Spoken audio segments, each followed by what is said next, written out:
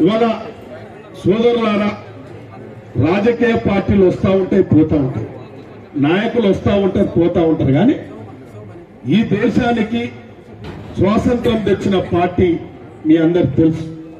ఇవాళ స్వాతంత్రం వచ్చిన తర్వాత ఒక గొప్ప వ్యక్తి భారతదేశంలో అందరూ సమానంగా స్వేచ్ఛగా బతకాలని చెప్పి ఒక రాజ్యాంగాన్ని, ఒక దశా దిశ నిర్మాణం చేసిన గొప్ప వ్యక్తి డాక్టర్ బిఆర్ అంబేద్కర్ గారు.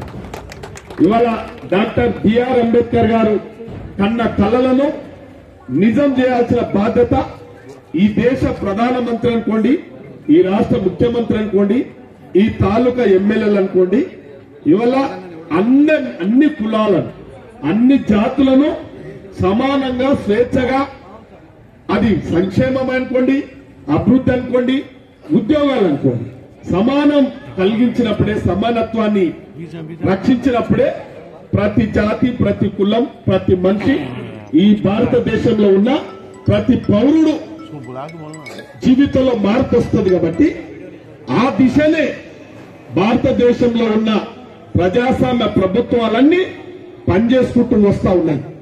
ఇవాళ ప్రత్యేకంగా ఇవాళ 1739లో అనంతపూర్ జిల్లా గుత్తి మండలం రామ్జీ నాయకులో పుట్టిన ఈ యొక్క చరిత్ర సృష్టించిన భగవత్ స్వరూపుడు, కారణ జన్ముడు సంతు సేవాలాల్ మహారాజ్ గారు రాజ్యాంగం సృష్టించక ముందే ఈ యొక్క దేశంలో గిరిజనుల లోపల వాళ్ళ జీవితాలలో ఒక మార్పు రావాలి, వాళ్ళ సంస్కార హీనులుగా చూస్తా ఉన్నారు ఈ దేశం, వాళ్ళు సంస్కారవంతులుగా తీర్చిదిద్దాలి.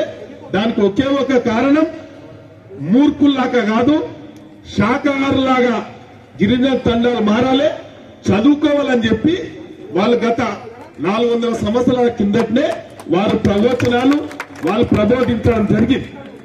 ఇవాళ ప్రభుత్వాలు అప్పుడప్పుడు ఎందుకు చరిత్రను వెలికి తీస్తారంటే, నువ్వు చరిత్రను ఎందుకు సృష్టిస్తారంటే, ఇవాళ సంతు సేవాలాల్ మహారాజు ఒక జాతిని ఆర్థికంగా, రాజకీయంగా, సామాజికంగా, విద్యాపరంగా చైతన్యవంతులు చేయాలని చెప్పి ఒక పోరాటం చేసిన వ్యక్తి సంతు సేవాలాల్ మహారాజ్. కాబట్టి ఇవాళ ప్రభుత్వాలు, ఇవాళ కేంద్ర ప్రభుత్వాలు, ఆనాటి కాంగ్రెస్ ప్రభుత్వం, ఇందిరాగాంధీ గారు 1976లోనే ఒక కార్యక్రమానికి వెళ్లుతా ఉంటే మన వేషాధారణ, మన గిరిజన అమ్మల మాతృమూర్తుల యొక్క వేషాధారణ చూసి స్పందించి ఆ ప్రోగ్రామ్ లో పోతూ ఆగి ఆ గిరిజన మాతృమూర్తులతో మాట్లాడడం జరిగింది. ఏంది వీళ్ళ కల్చరు, ఈ యొక్క అద్దాలు, ఈ వేషధారణ ఏందన్ను కూడా వారు చరిత్రను కనుక్కున్నది ఇందిరాగాంధీ. కాబట్టి ఈ ఆదివాసులు, ఈ గిరిజన బిడ్డలు ఇంత ప్రయాసపడుతుంటే వాళ్ళ జీవితాలలో ఒక మార్పు రావాలంటే మనం ఒక ఎస్టీ రిజర్వేషన్ కల్పించినట్లయితేనే, చట్టభద్రత వేసినట్లయితేనే ఈ సమాజం వారిని ఆదరిస్తారు, ఈ సమాజంలో ఒక మార్పు వస్తుందనే ఒక సందేశంతో శ్రీమతి సోనియా గాంధీ గారు ఒక అంకుటిత భావంతో గిరిజన ఎస్టీలకు రిజర్వేషన్ చేయడం జరిగింది. అది రాజ్యాంగబద్ధంగా, రాజకీయాలలో, ఉద్యోగపరంగా అన్నిటిని కల్పించింది ఆ రోజు కాంగ్రెస్ పార్టీ అని చెప్పి మీ అందరికీ తెలుసు విషయం. కాబట్టి